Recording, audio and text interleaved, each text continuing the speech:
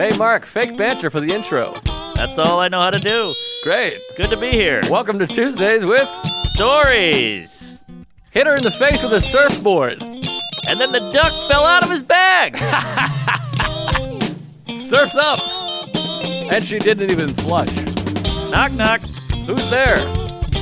Mark Norman and Joe List. Yeah! This is Tuesdays with Stories, everybody. Nah, that's terrible. This is supposed to be cheesy.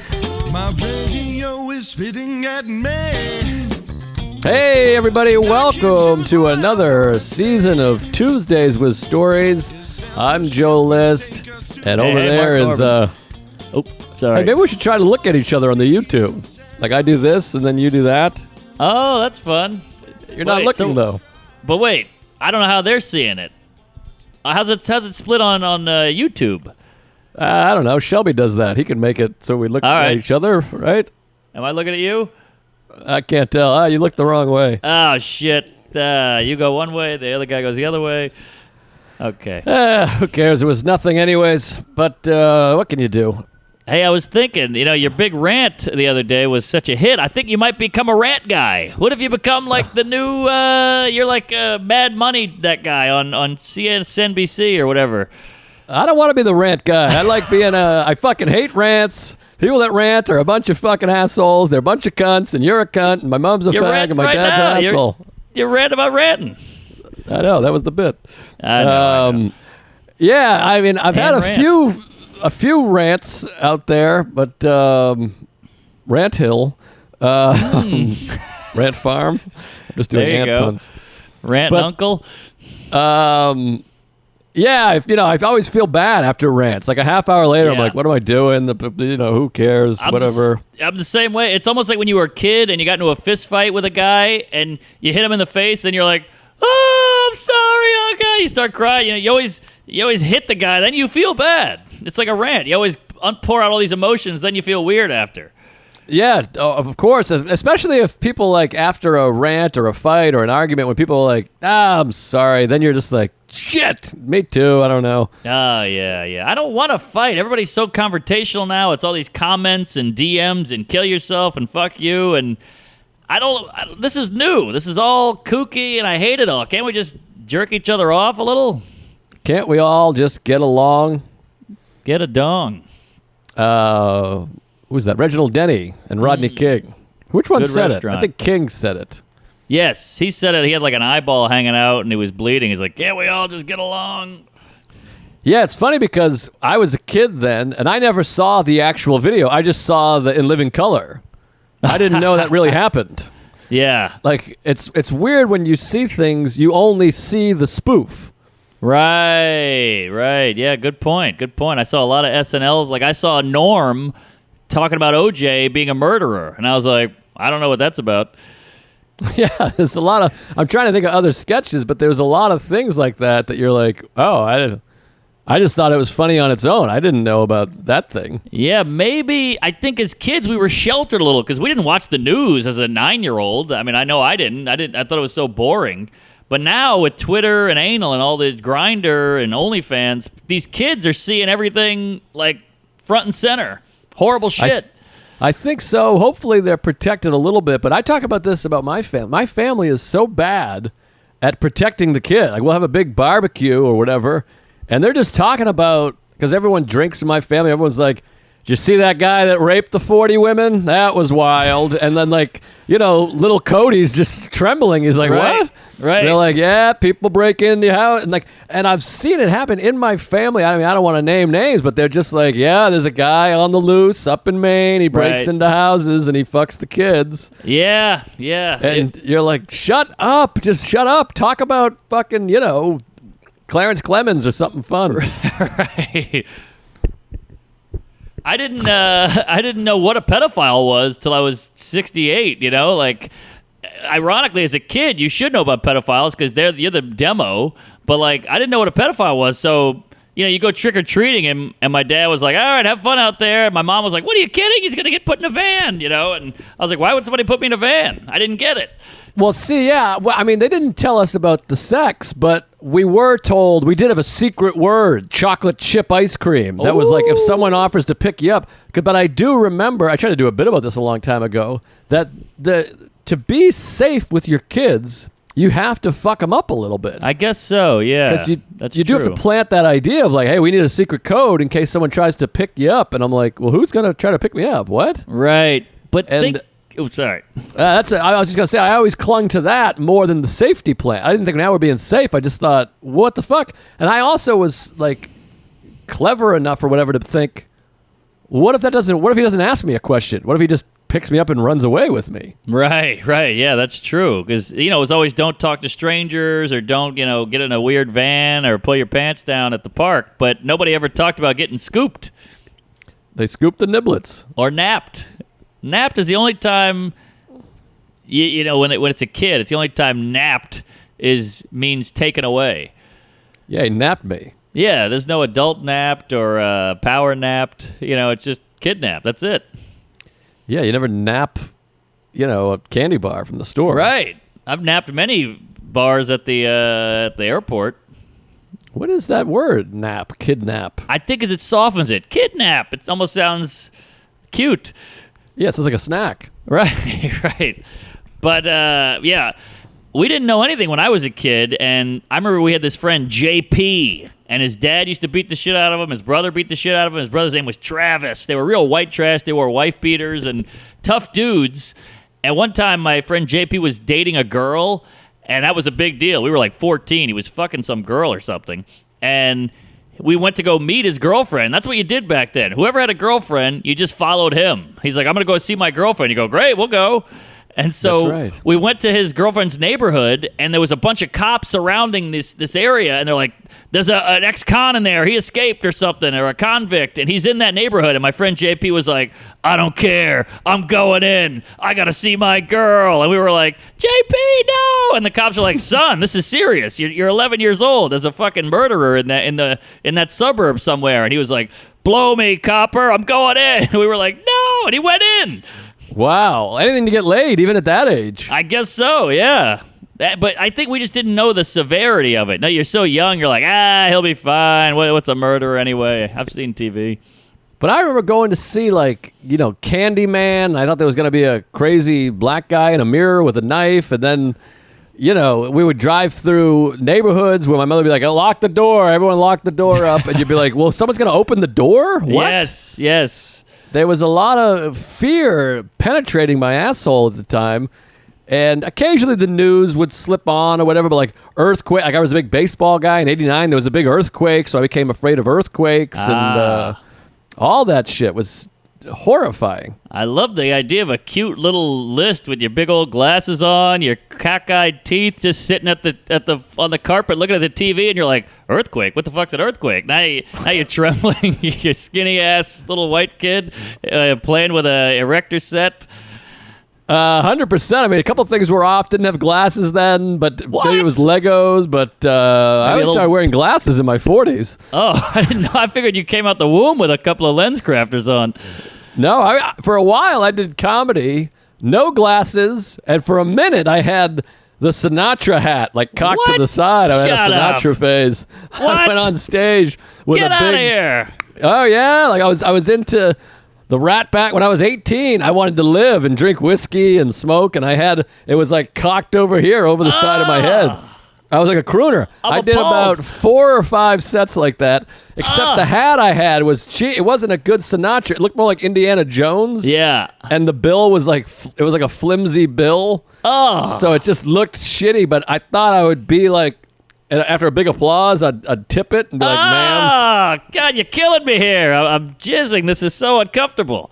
I think there's photos of it, and I look back and I'm like, I must have been such a disappointment to my family, being like, our son is a fucking fruitcake. Yeah, He's wearing a dumb hat. He thinks he looks like Sinatra, but he looks like Indiana, and it's just, garbage, embarrassing. Plus, I had pimples, and my face was all red because I was a drunk. It was terrible. Right. We got to find those photos. We got to get those on the Patreon. But how did you started comedy in Beantown. How did you not walk in and 8 alpha males go, what the fuck's this dude with the hat? Then take it off and they throw it across the room. Then you're jumping up trying to catch it. Yeah, that wasn't far off. I think maybe I only did, like I said, a couple sets. And somebody, it was probably Lamont or somebody was like, you got to ditch that. That's ridiculous. Or what are you doing up there? But also when you're like really new, you're at open mics and everyone else is pretty new. And so it wasn't like I was hanging out with, Tony V and Mike McDonald. Like I wasn't around high rollers at the time. It was a bunch of other schmuckheads and homeless people. Right. Well, I got scolded so bad when I started comedy because the big guys, like the high rollers, as you say, were like these big black guys. One guy was named Red Bean. We had Cornbread. We had Carrie B. This is New Orleans. And I showed up in flip-flops one day, and they were like, look at this fucking honky in the flops, Never wore flip-flops again. Then I showed up another day in shorts, and they were like, look at those fucking chicken legs, you fucking cracker, whatever, and I never did that again.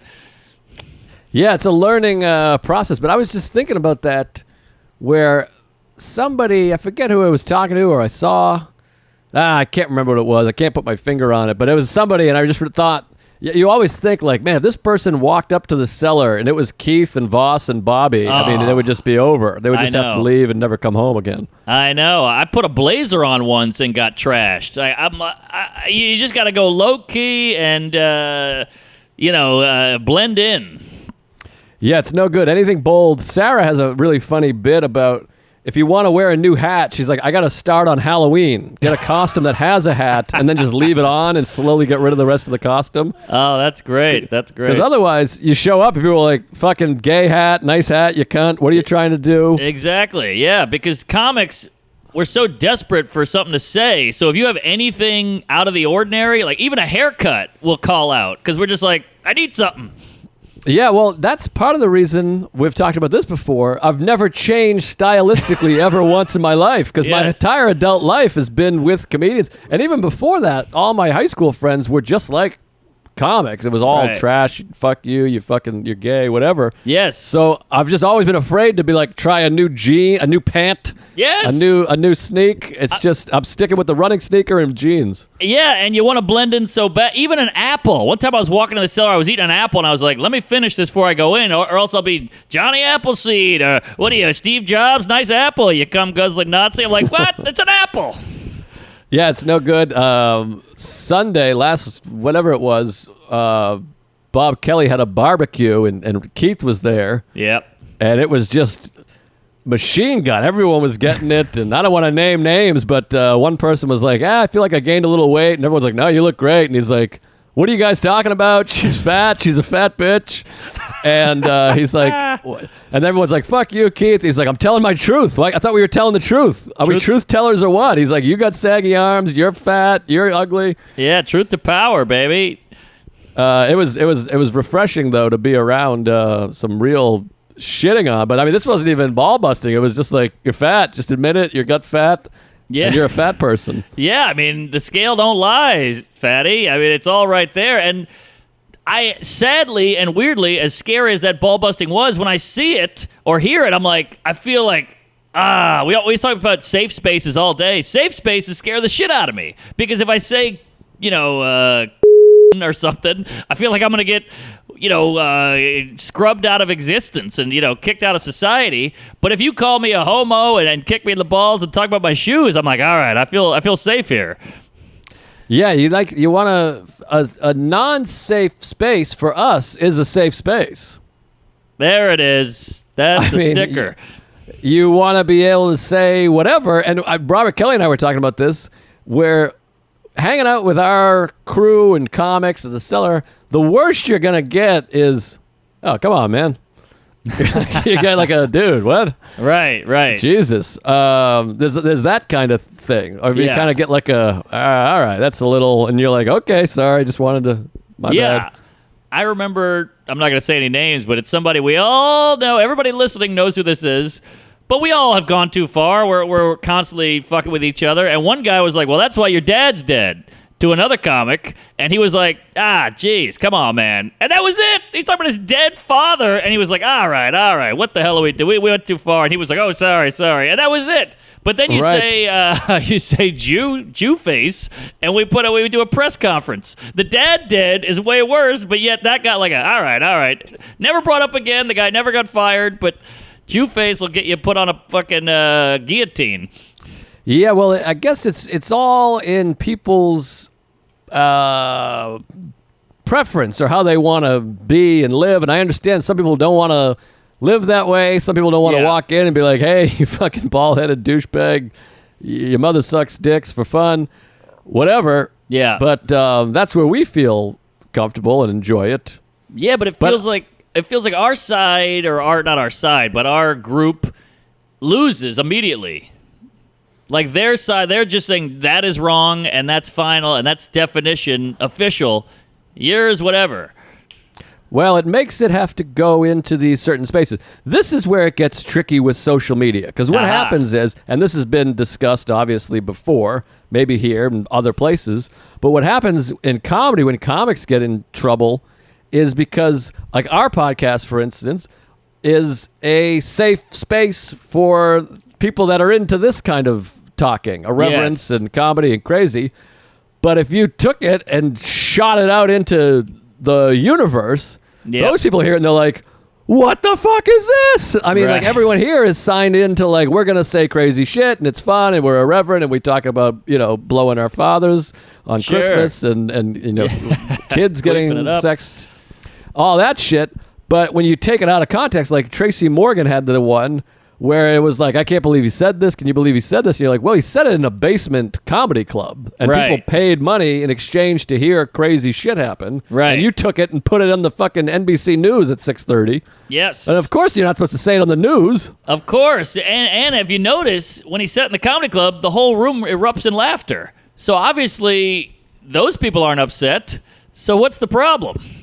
Right. So I do try to be respectful of the people that want that and don't want that. I mean, I'm at the Cellar and, I don't know who, but some comic comes in. I'm not like, yeah, you fucking douche. Nice shoes, you asshole. But if Soder tries to bring a new pair of Nikes in, we're going to go, what the fuck is this, you fucking idiot? You got your band T-shirt on. That band stinks. You stink. You've never even heard that band. Fuck you.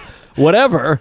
But I'm not calling Esty a fucking whore or whatever. So I understand the being mindful of it, but then they have this idea that comedy is supposed to be a safe space, or comedy clubs. Right. With that, which physically it should be a safe space, but this idea of joke safety. Kooky. Yeah, I don't get it. I guess the word is know your surroundings and know your audience. That's kind of the rule. Like I'm not going to tell my grandma to eat my ass, but I'll tell my friend to eat my ass. Yeah, and it's hard to find out. You wish we had like little signals because some grandmas want to eat young ass. That's true. Yeah, my we need like a catcher thing, like. Right. Yeah. Call me gay if I say I like Francis Ha, which I do. Yeah. But I think we're very. I'm working on a bit about this, but I think it applies about. I think we're very. Maybe literal. Like this is years ago. I had a Tinder date and a one night stand with this girl, and it was a great date. We like really hit it off, really connected, and we're post-coital. We're laying in the bedroom under the covers, naked, and she was like, "Your Tinder photo, you look like a serial killer," and it like hurt my feelings because I was like, "Jesus Christ, all right, it stung." And she goes, "What do you think about my picture?" And I was like, "Well, if we're being honest, I thought you looked easy." And she flipped out like. Threw the covers off, putting the shoes on in a huff. And I was like, but wait a minute. Your thing is worse. You said I look like a murderer. I'm saying you look like you're easy. I'm easy. You're easy. What's wrong with being easy? Like, aren't you kind of slut-shaming yourself a little bit here? Like, there's nothing wrong with being easy. Serial killer, I'm a murderer. So in my mind, I was like, you're the mean one. It's interesting because you're obviously not a serial killer, but it seems like perhaps she is, in fact, easy. Maybe it hit her nerve. That's the bit. Yeah, I think the point is I said something that was real, and she didn't. Right. But that's interesting to me psychologically, why that hits a nerve. I like stuff like that. Yeah, that is interesting. But I would say you could counter with, well, that's not hurtful to me. Obviously, I'm not a serial killer. Also, by the way, hers is very generic. Where you're like, you look like a serial killer. I'm like, well, there's serial killers of all kinds of looks. What does that mean? Good point. Oh, I look like a serial killer. Yeah. You know, I always want to be like this. What serial killer do I look like? I know. I don't know what that. Ladies say that a lot, like about guys. You know, they'll be like, "Look at this guy I'm going on a date with. Looks like a serial killer." I'm like, "Well, how do you know? Like, why are you going on a date with him? And what does a serial killer look like?" You got Joel Rifkin, then you got Manson, then you got whatever his name is, Berkowitz. Yeah, he's a big fat Jew up in the Bronx, and then you got like, Gacy, who's in a clown suit. So yeah, they run the gam. Yeah, a lot of different serial killers, and I think it's Bundy. just a hacky thing now to say serial killer. It's a little hacky, yeah. School shooter's big now because of the roast. That's all. School shooter face, That's the school hack shooter one. this. Yeah, guy with glasses, immediately a school shooter. Yeah, for a while it was Harry Potter. It went from Harry Potter to school shooter. So maybe it's good that we're getting a little more irreverent A or little darker, yeah. whatever. But Well, speaking of irreverent, I got a couple of nuggets for you there, Fatty. yeah, put them in my ass. See if I come. So, I'm climbing the walls here. I like to keep busy, keep it shaking, keep it moving, keep it queefing. So last night I locked up two outdoor shows. I said, let's do it, baby. I'll get the hog out. And one was in Battery Park, which I think you're doing tonight. I'm doing Central Park tonight, I hope. Okay. Battery Park was tough. And then I had a show in Fort Greene. So I said, I'm going to go to Battery Park, then hoof it up to Fort Greene on the scooter. And you get to Battery Park, beautiful park, underused park. It was gorgeous. It's called like the Frank Edgar Park or something. You could see the Statue of Liberty right out there. The sun was setting. The water's beautiful. It was just, it's a hidden gem in New York. Nobody utilizes this park. So they're like, all right, you're going to go on last. A couple Tuesgays showed up, which was nice. Shlomo Nice. and a couple other cats. And I have to go on last. And the guy running it goes, just to give you a heads up, that group over there is a jazz band. And they said they want to start playing soon. So we're going to try to get you up before they start playing. And I was like, here we go. Here it comes. These outdoor shows are a kick in the taint already. Now a band might play? I mean, come on. So sure as my asshole smells like cheese, they called my name, and in the distance you hear, I mean, it was like next up Pottersville. I had the fucking trumpet right here. And I was like, you have no microphone. So I'm like, so Uber, huh? Brutal, just trying to yell. And the whole thing's ruined. And now I'm just riffing on the band because it's the elephant in the asshole. And, it was a long 12 minutes. Did you try to work with the band at all? Because remember at one point Mike Fenoya had that gig where you do comedy with a band. That's and you're true. like, I was walking down, but they're not really working with you. No. And a band, jazz, as you know, is unpredictable. So right when I think I'm going to have a pause, I get a, and then right when I think I'm going to, I get a, wah. So I couldn't really map it out.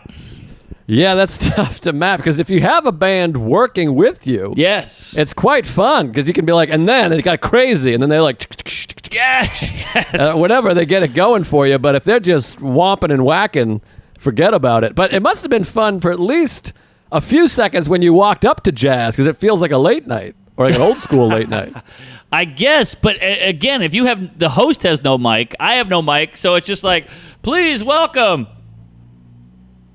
Because now the Right. band is covering the sound, and these poor people had to fake laugh and be nice, and they were smiling. But they're off. They're off in the distance too. It's a wide field, so you got the guy in front of you, and that's about it. Yeah, it's tough in general. I'm doing one tonight. I did one the other day. There's something funny about, Greg Stone pointed this out. All the people that used to have shitty gigs are like thriving because all the gigs are shitty now. So there's certain like bookers and people that are like, great, a shitty show in bad conditions. I've been doing this for 20 years. That's a great point, Stoney. But yeah, the stand-up New York ones are strange because they're in the park, like you said, no mic, and I just did. Well, this is exciting. Thursday. I'll be on WTF with Mark Maron, which was very exciting. That's big. That's lunch. It's exciting. I'm a big fan of the show, obviously, yada, yada. But I was talking about, he's like, have you done shows? I'm like, I did this outdoor show, this drive-in show, this thing, this show. And he was like, no, how come? Like, why are you doing that? And there was a moment where I was like, I really don't know. I hadn't thought about it. Like, it's just, because it's to some people, they're like, you're doing shows during the day in a park with no microphone for people sitting in the grass.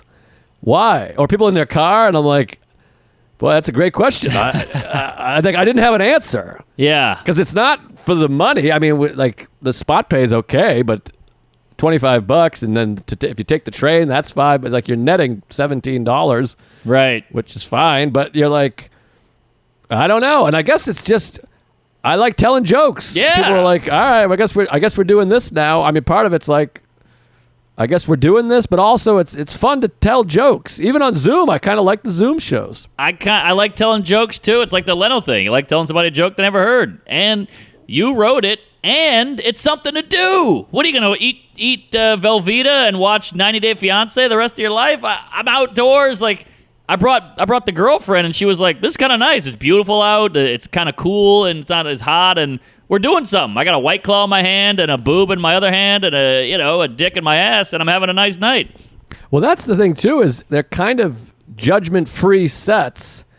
You're not so much like, that sucked. But I have to say, last week I did Bel Air Diner again, and it was the first time I've done a set where I was like, fuck, that joke sucked. That kind of ate it. Like, it was the very first time I've done about 10 sets or whatever. It was the first, or maybe less than that, probably 6 maybe.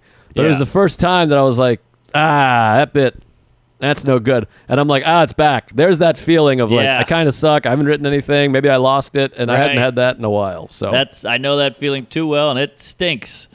It comes back on you. So we'll see. But the stand, I'm doing the stand on, this week. We're recording ahead of time, so you missed the show, folks. But I think I might be on that with you. Yeah, I'm doing it last Thursday, if you're hearing this podcast. But I'm like, it sounds good to me. We'll do it. That one, I think they have no money because they can't charge or something. Cause it's outside. I don't know what's going on. You get a meal. Oh, sweet. They got good grub. So you want to get that meal, don't you? Put on last night and I slept in it. So we do that show. That show is a big waste of time, big piece of garbage. I take some photos. I talked to a Tuesgay for like 20 minutes. It was fun. And then I was like, all right, now to get to Fort Greene. I pop up. The downtown New York. It's like I Am Legend. I'm the only guy down there. They got those big smokestacks. I'm going through the smoke, through the hog, and I'm cutting through Wall Street and all those cool old stone buildings. You get up on that Brooklyn Bridge. It's the wooden planks. You're up on the hog. You got the whole city, Jerry, just right there, and the sun is setting. It's crazy. Then you get to Brooklyn, and everything gets real dark and sad and scary, And this show it's like the Myrtle Projects. What do you call that? Murder Ave, Biggie, Jay-Z, the whole thing. Oh, wow. So I used to live around there in 08, 07, and it was dicey. And now it's like white chicks jogging and a cupcake shop. It's still the projects, but it's homogenized. What do you call it? It's diverse. It's a different project now. Is it? It's Project Runway. Yeah. Hey, write that down. So, so I go into this park, and like there's a bunch of guys grilling and hanging out and shooting dice and the whole thing. And I get to this, it's this big set of stairs, and all the audience is sitting on the stairs, and you're on the bottom projecting up, and you actually have a microphone. They got a mechanics spotlight on you, and it's a hot crowd. It's probably like 60 people. It's hot. Yeah, So, I think I'm doing that show next week. It looks good. He showed me the photos. I was supposed to do it this week. I couldn't do it, but those photos, I was like, this looks magical. It was great. Some guy, Santiago, does it. He looks kind of like a hipster Weird Al. That's the guy, yeah. And so I show up, and they're like, all right, you're going to go on in a minute, and it's packed. Everybody's killing, and this one guy's on stage. I don't want to say his name, but he's doing well, and he starts making Chris Brown jokes, and this guy in the back goes, fuck you, Chris Brown's great. And he's like, really? You're defending Chris Brown? And he's kind of having a back and forth with this guy. I look up at the guy. He's shirtless. He's got a big old fluff of ponytail going. And the guy's like, come on, shut up, suck my dick, whatever. And the guy's like, fuck you, I'll kill you. I'll fight you. And he was like, all right, whatever, let me do my jokes. And he's going back and forth. And the guy gets up and he goes, I will cut you, motherfucker. I just got out of jail. And now everybody's like, shit. And this guy's scared. I mean, this guy means it. He's the real deal. He's not. This is not a front. This guy will cut your face. He might be the Queen Slasher. So he kept saying, this is Brooklyn, motherfucker. This is Brooklyn. I will fuck you up. And the guy's like, who cares? I'm from Atlanta. It doesn't matter where you're from. Shut up. And he's walking down the stairs now.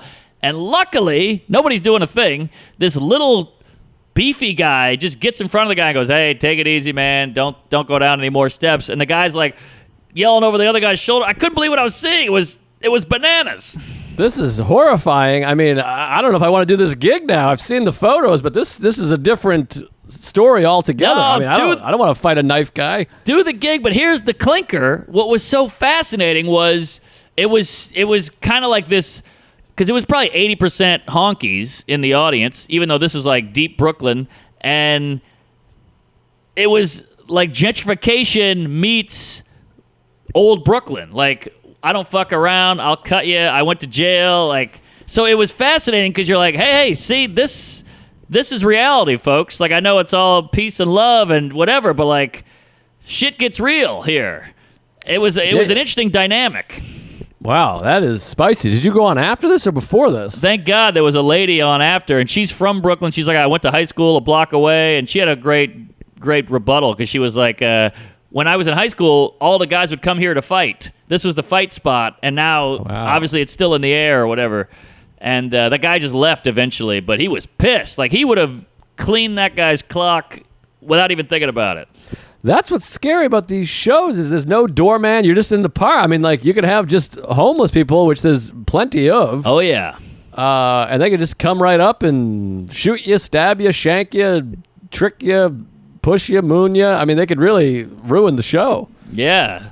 Soon ye. And behind me, so you got the guy, the crazy ex-con guy, and then behind the stage or whatever was a stump, and a junkie was just like, so it was pretty cool. It was like, boy, this is old school. I got a convict who wants to cut this guy. Then you got the junkie passed out behind you, and then you got a bunch of like Brooklyn hipsters. So it's quite a mix.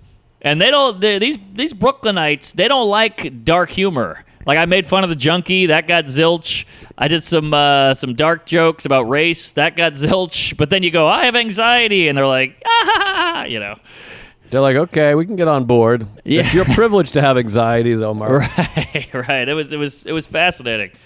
But that guy he was going to kill somebody. That's fucking scary. But I think I'm doing it, so maybe I'll get a story myself. But if that guy shows up, I'm dropping the mic and running home. Yeah, he meant business, and I was glad I wasn't the guy dealing with it. But it was a sight to see. Speaking of sights to see, I'll tell you a sight to see. My erection, folks. Yes, that's a hell of a nice thumbprint sight to see. I don't know if you like erections, but I'm sure you do. Whether you're man, woman, or child, I'm sure you love them. Tuesdays with Stories is brought to you by Blue Chew. You know about it. It's the first chewable dick pill. While we're all stuck at home, some of us are out and about now, but maybe when you're out and about, you're meeting ladies and bringing them back home. What's something we could all use a little more of? Human contact. We need it, but sometimes not everything's up to par on the old body. As you age, you get a little older, and you get less vitamin D or whatever. For whatever reason, maybe you just have anxiety, you might be a little short on erections. Well, Blue Chew is the way to go. With Blue Chew, you'll be keeping your loved one a healthy distance, 6 or more inches away, if you know what I mean, folks. I got a real girthy piece, and Blue Chew has the same FDA-approved active ingredients as Viagra and Cialis. You can take Blue Chew anytime, day or night, even on a full stomach, and since it's chewable, they work up to twice as fast as a pill, so you can be ready whenever an opportunity arises. You're familiar with this stuff, Mark. Love the Blue Chew. I was just talking to Shelbo about it. He's got a big, hard dong, so he's not in need. But, I mean, I had a boner problem for a piece of time, and it was all mental. And so I'm a fan of Blue Chew because it just makes that worry go away. It's so quick. It's chewable. You keep one in your pocket. And they taste good, and it works instantly. You know, a lot of these, you got to swallow it and wait a half hour and then finger your asshole. This is just bing, bang, boom. It never fails. It kind of gives you like an extra inch, if I might be so bold. But right now, we've got a special deal for our listeners. Visit BlueChew.com and get your first shipment free when you use our special promo code Tuesdays. You pay 5 clams for shipping. That's it. Again, that's BLUE Chew.com, promo code Tuesdays to try it free. BlueChew.com, finally a website that gives you an erection. Nice. Well, who knows what else could give you an erection? Maybe this will. Tuesdays with Stories is also brought to you by ExpressVPN. We all know that VPNs are great for safety and privacy online, but did you know that you can also use ExpressVPN to watch movies and TV you can only see in other countries? I didn't even know that. ExpressVPN lets you access the internet as if you're from a different country. I would like to be from a different country sometimes. Netflix has different shows and movies available depending on where you are.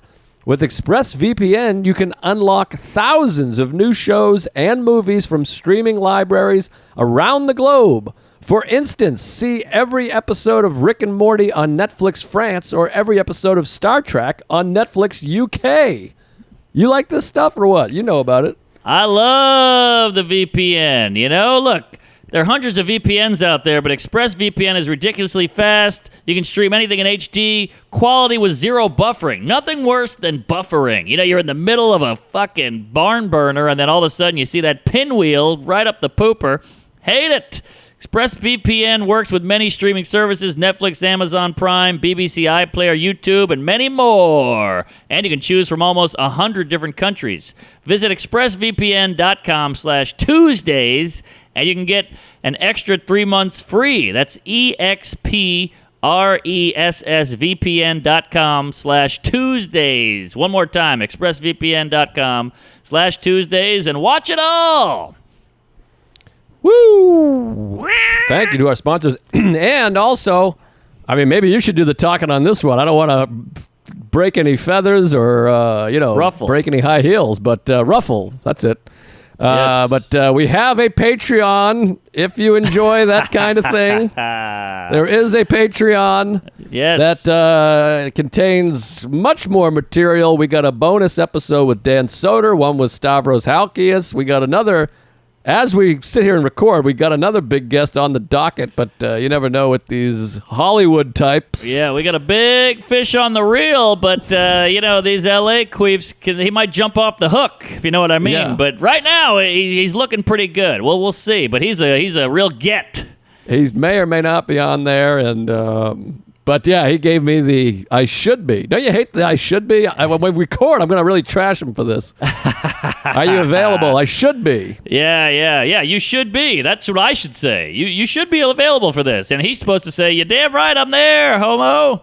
But we'll see. He is a gay man, so that's a giveaway. That's the most nugget I'll give you. But get on the Patreon. You're missing a ton of great content. We're in a pandemic. You're at home fingering your own clit.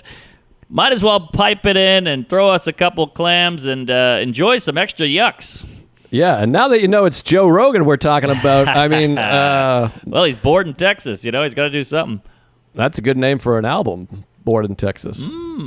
There you go. But yeah, so check that out. It's the Patreon, and you can get on there, and there's a lot of great stuff on there. And Yeah, and you don't want to be the guy missing out. You know, when all your Tuesgay chums get together in that Facebook page, and everybody's talking about this and that, you don't want to be the chooch who's out in the cold. No, you don't want to be a cold chooch. That's the last thing you want to be. And so get in there. I don't know. What else you got to do? Yeah, here. So let me know what you think about this there, Sloppy Jalopy. By the way, I heard what a jalopy is. You know what that is, a sloppy jalopy? No idea. Somebody wrote in. They said, "Do you know what that is?" I said, "I don't know. Is that a car, a jalopy?" And he said, "No, a sloppy jalopy is a sex term for jizzing in your hand and slapping a guy." Well, certainly jalopy was around before that. But that's a sloppy. It's kind of like the Houdini or the rusty trombone. It's one of those. Right, so it's one of those, but that means jalopy must have been around before that. Yeah, jalopy's its own thing, but you throw sloppy in, just like a trombone is its own thing, but you throw in a rust. But what's a jalopy? I don't know. Call in if you know what a jalopy is. So you still don't know. I thought you were revealing it. I'm revealing a sloppy jalopy. I gotcha. The sloppy matters. I thought that it was just an adjective, like a stinky fart. You wouldn't be like, that's a fart. No, sloppy A lives fart matter. is a fart. No, I gotcha. Yeah, so that's what this kid said, but who knows? He could be doing those on the street and getting his ass kicked. I don't know if he made that up, but that was the rumor. All these years I've loved sloppy jalopies. I had no idea. Woo!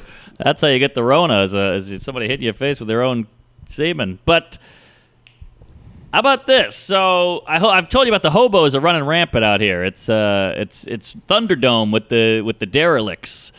Oh, I've been down there. I was at the cellar the other night. That one woman with the short hair, you know, that little lady that's there? Yes! We've seen her together. I mean, she makes like 6 visits every 10 minutes. I know. She must be cleaning up or not cleaning up. I can't tell, but she's just making the rounds all day. She hits you up. I'm like, hey, I'm the same.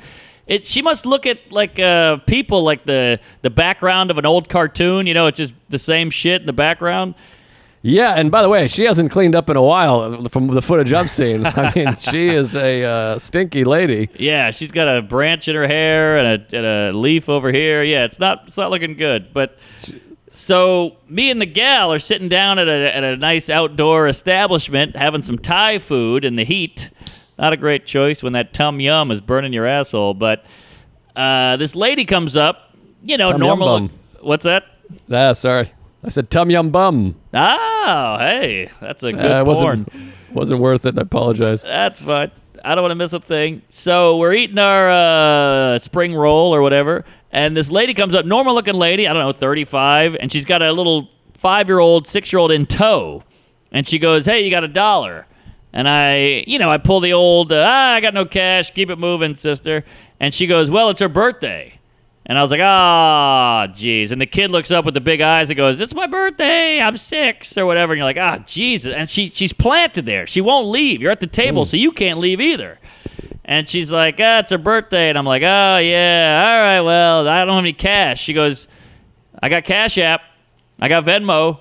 Oh. And I was like, Jesus Christ. And my gal is a real kind-souled queef. So she's like, all right, what's your Venmo? And she just pulls her phone out and does this shit, and it's got that QR code, you know? Jesus. And so you hover on the QR code, and we're like, okay. And I'm so mad at this point. I'm so angry that I was just like, all right, we got it. We'll send it to you. Just keep, let us eat. And she was like, all right, thank you. And she walks away, and I was like, don't send her a fucking dime.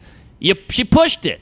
You get the nice thing, you get the sympathy, the kid birthday, which is probably made up. But once you push it, you're out. You lost your shot. I agree with the push. And by the way, what are the chances it's the kid's birthday? Just that one day happened to be the birthday? Of course. Every day is her birthday, I'm sure. And it's tricky because there's only so much you can give. So, and then you don't want to play God and be like, not you, but you, but not you, but you. But sometimes you're just eating. You're like, hey, I'm sorry. I'm eating. You got to beat it. And that one lady we were talking about earlier at the cellar or whatever, in the village, I can't tell what's going on there, but it's hard to express. You're like, we're the same people. I know. You just talked to us. You were just here 5 minutes ago. I know. And then the other one is you get hit up 19 times by 17 different hobos, and you want to go, I gave that guy $1. I can't give you $1 too, because I've tried that before, and it doesn't go well. They're just like, huh, what? I don't care about other things. I just want my money. And you're like, I know, but I already gave a bunch of people money, and now you're coming up. You're not the first hobo I've seen today. I hate to tell you that, but it's true. Yeah, you gotta. It's a tricky thing, and you do. I think we've talked about that before. You wish you could have again the chip. We need all kinds of chips or lights or signals. Yes. One that's like, I like ball busting. That's a pair of nuts, and then one's like, I already gave. It's a trash bag. It's like I already gave money to somebody. Right. Whatever it is. Almost like in college football, you get an interception or whatever. You get a sticker. You fill your helmet. Oh, we should is that all right? have helmets with stickers. I got 41, gave a homeless guy a hand job stickers, and I got 3 I don't mind, the C word stickers and whatever. Yeah, I think you're honest. When I was a kid, I wore a helmet because I was retarded. But yeah, but how about this? Whoa, look at that. I mean, Yep. the people at home can't hear this. Oh, sorry. I just stood up and showed my dick if you're at home. No, some fan, a Tuesgay, sent us a stack of shirts, and he sent me a vintage Larry David headshot. This has got to be from 75 or something. Wow, that's great. Yeah, pretty cool. I've worn it for like 3 days straight. I can't take it off. I love it so much. Oh, that's fantastic. What I don't know who a sent it. terrible-looking guy. Oh, hideous man. Probably why he's so funny, because he's got to look at that in the mirror. But whoever sent it, please write in, call in. I want to say a thanks. How are these people getting your address? What the hell's going on here? Well, now that I got the place I can't rent, I'm sending. That's my P.O. box. I'm sending everything over that's there. pretty good. That's pretty good. Oh. Eventually, someone's going to move in. They're going to be getting pictures of, tits and retard cock and a picture of a dump. I know. I'm worried that I'm going to show up over there and fucking, Tuesgay 508 fan number 99 is going to be just sleeping at the doorstep. Yeah, that's a little nerve-wracking, I would say. How's the shopping going, by the way, with that place? Not good. We've already lowered the price once, and I'm staying where it is because I can't go down any further. I'll get raped on the mortgage. I mean, you can use it as an office, I suppose, right? I guess I could, but we're showing it, so I don't want to be in there, writing the word "cum" on a piece of paper, and some lady comes in. I'm like, "Oh, hello, don't mind me." She's got to see the place. Well, someone's got to let her in, right? I mean, if you're showing, you put away the cum, you swallow the cum. I guess you're right. We got a realtor guy. He's a real go-getter. This guy's a chatterbox to say the least, but he's a hell of a realtor. He name drops like you wouldn't believe. He's like, "Oh, I sold Bono a butt plug last week." I'm like, "Oh, good for you," But he's a hell of a realtor.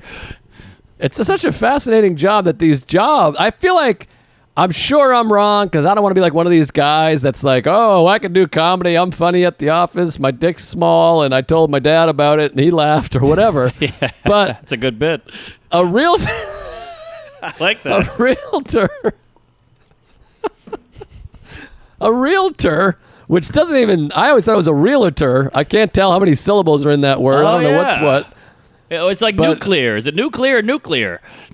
I don't know what's going on. And what are we doing with the Ness in Wednesday? Wednesday? No, it's Wednesday is a myth. It's wed the Ness than day. Wednesday. I know, but the Ness is silent. I don't like a silent Ness. I can tell you that right now. Silence is violence, baby. I'm telling you. The N, it's like Brett Favre. The N belongs before the D. I don't know why it's Wednesday. It should be Wednesday. I think it's just old English. Like God be with ye turned into goodbye. Well, whatever is going on with Wednesday, I'm not happy about it. All right. And it's Day. February. Yeah, that's a whole nother one. Black history. I don't know what's going on.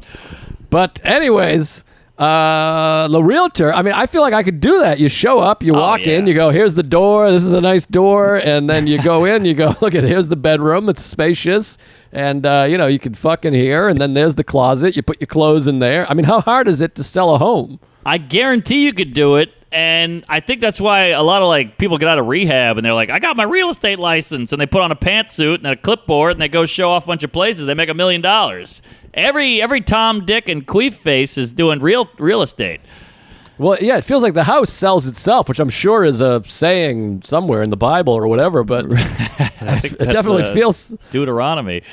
It definitely feels like the house, because I mean, I bought my apartment. Ed Larson, the comedian, was like, "Hey, you got to see my apartment. There's one opening up downstairs. It looks just like mine." He showed me his apartment, and his girlfriend's panties were there, and there was a dump in the toilet. Yeah. But I was like, I get it. I can picture it. Perfect. Right. I'll take it. Right. I mean, same with the car. You went in with the car and just said, "I'll take it." You didn't sit in 18 cars and put the stick shift up your ass. You just said, "All right, I'll take this." No, and by the way, as expected, I'm sure, I'm running into little problems now. My buying thing. I don't know where the windshield wipers are. I don't know where the speed stick is. I don't know where the Speed stick? That's a deodorant. What the hell's going on? I can show you where the windshield wipers are. Well, whatever, you know what I mean?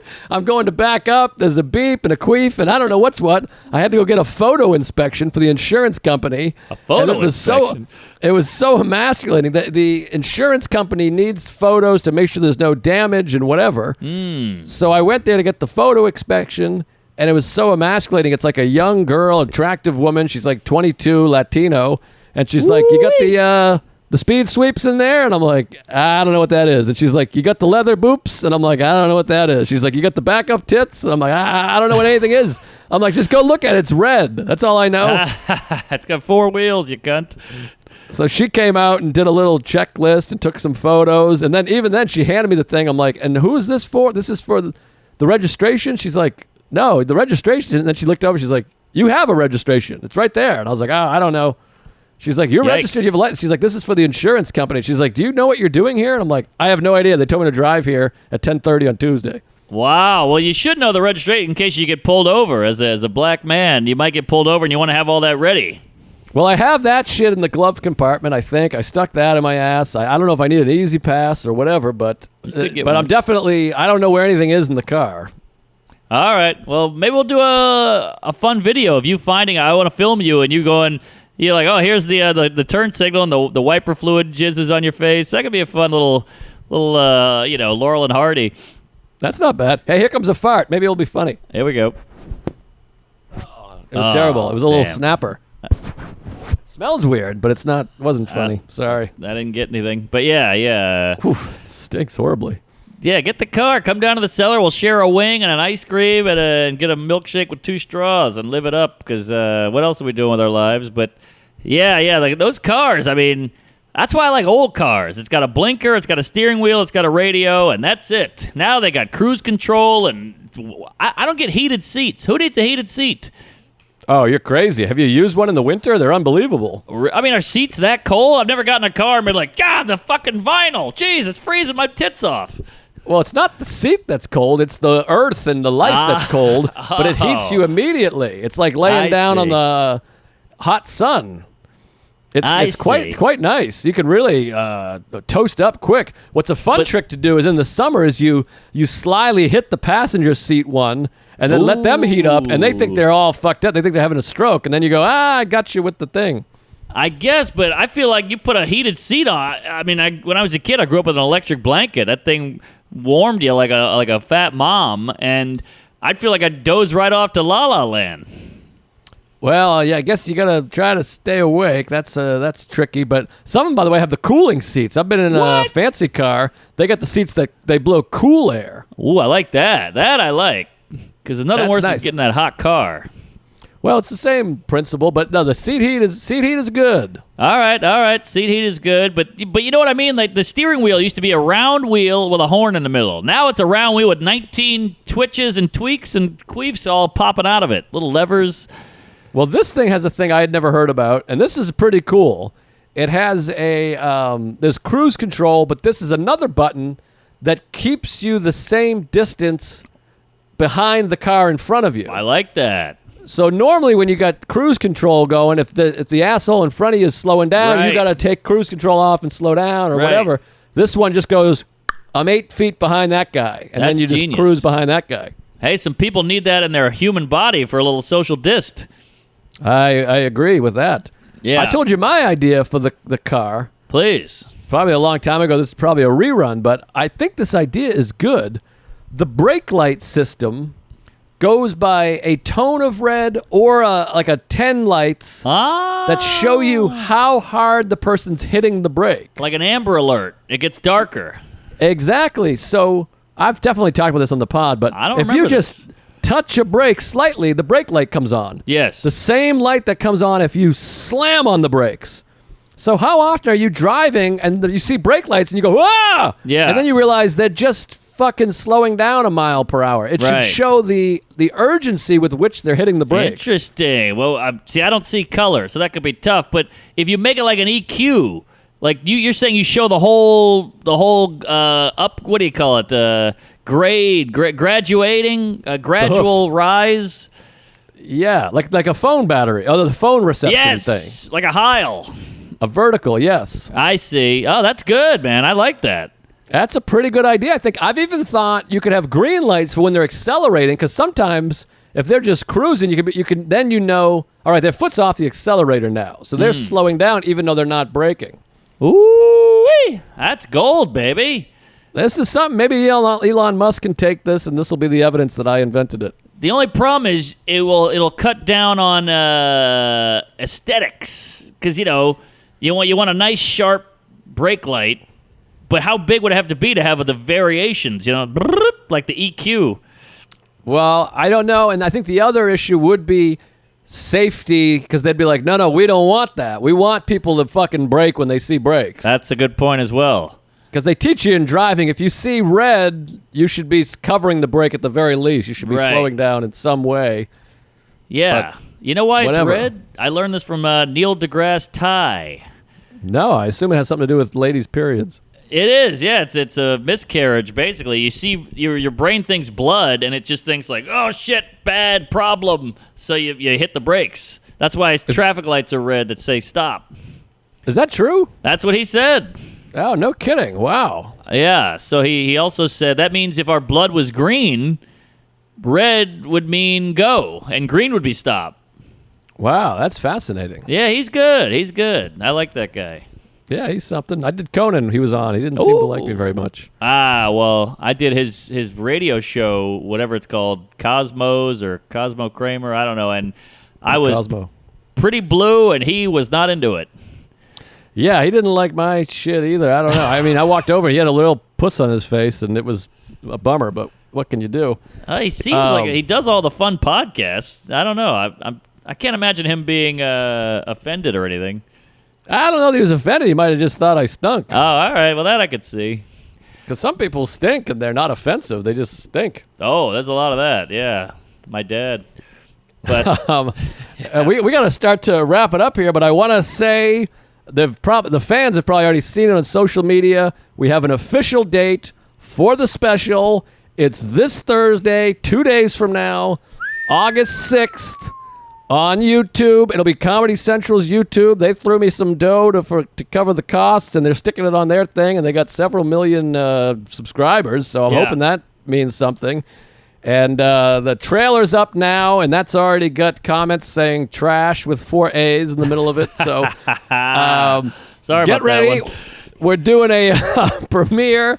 It's premiering at 9 Eastern, 6 Pacific on YouTube, Comedy Central's YouTube, and I'll be there doing whatever you do. I don't know. I think I'm in the comments, and I comment back when people say trash. I say, hey, take out the trash. My father's gay or whatever. Yakety yak. Don't talk back. So that's 9 p.m., and I think it helps if people are watching it like an event, like a TV show. Yes, it does. That's good. Yeah, that's good for the algo. So 9 p.m. Eastern, 6% Pacific. And sorry, I had a little stroke there. Oh, yeah. Be there Thursday, YouTube. And you know the drill. You guys are the best fans in comedy. Give it a thumbs up. Give it a comment. Mention the podcast in the comments and say, hey, great. And share the fuck out of it. Give it to your mother, your aunt, your sister, your dad. Eat them all out and watch it. Watch it a few times. I mean, can you watch it multiple times? Does it give it extra views? How does that work? Oh, yeah. Watch it over and over and just let the fucking thing play. Even if you're taking a diarrhea dump, just leave it on your laptop, leave it on the TV. And the beauty of the YouTube is you get a link. Share that puppy. Send it to your mom, your dad, incest, whatever, and just spread the love. And we got to make these big, folks. Like, we're a couple of comics just trying to make it out there. We obviously can't get on, the Amazons and the HBOs. So throw us a bone and it's good. I've seen it. I saw it live. I can't imagine how it's going to look with that crisp color correct and the nice sound engineering and all that nonsense. So I'm going to be watching. I can't wait. Yeah, I'm excited. So check it out. Get excited. And that same day, I'll be on WTF with Mark Maron, which is perfect. Excited, which to me, I was nervous all day. It's like bigger than a TV show, that thing. Wait, you did it already? I recorded it yesterday, yeah. How was it? Ah, shit, I know we got to go, but... We got to go. I got to make this gig. But it was fun. It was good. It's hard because, he's going through a lot, and he's had a lot of conversations. Yeah, well, his life partner just passed away like 2 months ago. Right. So he's having a really tough go of it. And also, you're talking, you're like, the guys interviewed Obama and Seinfeld and everybody. Yeah. And you're just going, I really wanted to be a comic. So, and he's just, I'm like, he cannot possibly be interested in this. Right. But he seemed to enjoy it. His producer said that he enjoyed it. And he watched the special, which was exciting. He's the first person to see the special is Mark Maron. Wow. Now, was he mean? Because sometimes he can be a little gruff, a little cutting. No, I didn't find him mean at all, but I could tell, and you could hear, when you listen to it, you'll hear, I think he thought, it seems like I was like an alt guy. He doesn't know me, he doesn't know my act. But he said, you're a wiry guy with glasses, New York. I think he thought I was like an alt, woke nerd, and then we started talking about Boston, and I started with all the same sort of people that he was around. Yeah. Not that we started together, but like when he started, it was all, Mike Donovan, Mike McDonald, Tony V, and Don Gavin, and he knew I came up with those guys, and I worked all those VFWs and one-nighters that he worked. And then he found out I was friends with like DePaulo and Quinn, and I was a drunk, and he's like, oh, now I see what's going on here. I see. And so that was fun because it felt like in real time, he sort of was like, I get it. Right. And he was like, I was watching the special, and he's like, this guy's got some fucking teeth, which I appreciated. Yes. I think he was talking about my crooked teeth, but He's talking about the choppers. So it was nice. It definitely felt like by minute 40, he had a lot more respect for me than minute 1. I think he was like, all right, this guy's got something going on, so I guess I'll talk to him. Right. And it seemed like by the end, he was like, oh, okay, this guy's the real deal. Oh, hey, all right. Little redemption at the end, and he found out the real you.